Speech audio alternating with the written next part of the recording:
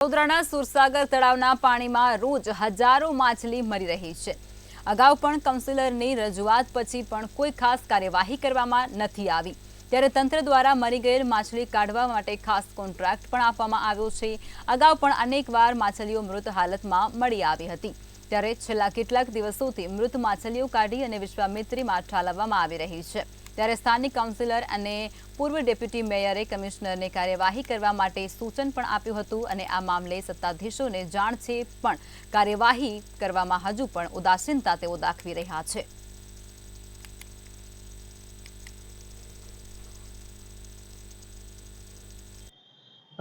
અગાઉ પણ આવી રીતે સુરસાગરમાં માછલીના મૃત્યુ થયા હતા। ત્યારે જ્યારે હું ડેપ્યુટી મેયર હતી ત્યારે ડેપ્યુટી મેયરના કાર્યકાલમાં માછલીના મૃત્યુ થયા હતા, તો જે ફવારા હોય છે એ ફવારા અને ઓક્સિજન શરૂ કરવાની કાર્યવાહી કરી હતી, જેના લીધે માછલીઓ ન મરવાનું પણ થયું હતું। અને હવે ફરીવાર આપણા તરફથી આપ કહી રહ્યા છો કે માછલીઓના મૃત્યુ થાય છે, હું ચોક્કસપણે કમિશનરશ્રીનું ધ્યાન દોરીશ કે ફવારા અને ઓક્સિજન જે બંધ છે એ ફરીવાર કાર્યરત કરે અને માછલીઓના મૃત્યુ ન થાય એની કાળજી લે।